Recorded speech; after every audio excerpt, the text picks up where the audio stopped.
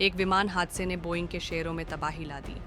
अहमदाबाद में air India का plane crash हो गया। ये फ्लाइट अहमदाबाद से लंदन जा रही है। टेकोनफ के तुरंत बाद प्लेन क्रैश हो गया।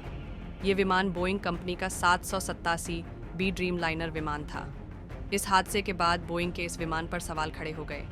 इस हादसे से बोइंग के कारोबार पर असर पड़ने की आशंका जताई जा रही है। हालांकि 787.8 ड्रीम लाइनर विमान को यात्री सुविधाओं और आराम के लिए अच्छा माना जाता है। जब यात्री ही सुरक्षित ना, तो आराम का क्या ही फायदा। इस हादसे के बाद बोइंग कंपनी के शेयर प्री मार्केट ट्रेड में 7% तक टूट गए। खबर लिखे जाने तक प्री मार्केट सेशन में बोइंग के स्टॉक्स करीब 6.5% गिरकर $200 के करीब ट्रेड कर रहे थे। बुधवार को बोइंग का शेयर $214 पर बंद हुआ था, जो उसके 52 हफ्तों के हाई $219 से थोड़ा ही नीचे था। हादसे के बाद बोइंग के निवेशकों में घबराहट दिख रही है। इस हादसे से कंपनी के कारोबार पर नेगेटिव असर आ सकता है। कंपनी के ऑर्डर कैंसिल हो सकते हैं। इसका फायदा एयरबस जैसे कंपनियों को हो सकता है। इसी घबराहट के लिए बोइंग के शेयर में बिकवाली दिख रही है। एयर इंडिया की जो फ्लाइट क्रैश हुई वो थी बोइंग का 787 बी ड्रीम लाइनर थी। बोइंग ने कहा है कि ये उनके ड्रीम लाइनर मॉडल का पहला बड़ा क्रैश है। इस मॉडल को दुनिया भर में लॉन्ग रेंज इंटरनेशनल फ्लाइट्स के लिए इस्तेमाल किया जाता है। ये हादसा कंपनी के लिए साख का संकट बन गया है, क्योंकि ड्रीम लाइनर को अब तक एक सुरक्षित और एडवांस्ड विमान माना जाता था। हादसे से पहले ही इस हफ्ते बोइंग को लेकर कई ब्रोकरेज हाउसेज ने पॉजिटिव रेटिंग दी थी। रॉयल बैंक ऑफ कनाडा ने बोइंग के टारगेट प्राइस को $200 से बढ़ाकर $230 कर दिया था।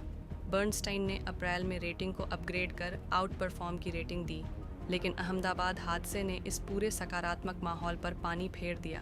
अब सवाल उठ रहे हैं कि क्या विश्लेषकों ने जोखिम को कम आंका। बाजार में निवेशकों की घबराहट साफ दिखी।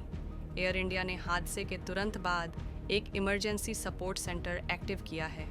एन चंद्रशेखरन ने कहा, हमारी प्राथमिकता सभी प्रभावित लोगों और उनके परिवारों की मदद करना है।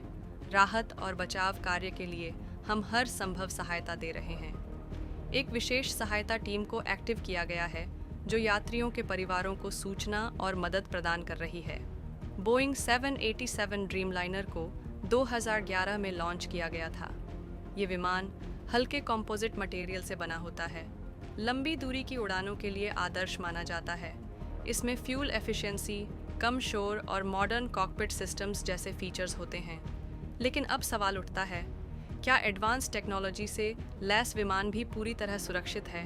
क्योंकि ज़रा सी चूक, टेक्निकल हो या मेंटेनेंस से जुड़ी, बहुत बड़ी घटना बन जाती है।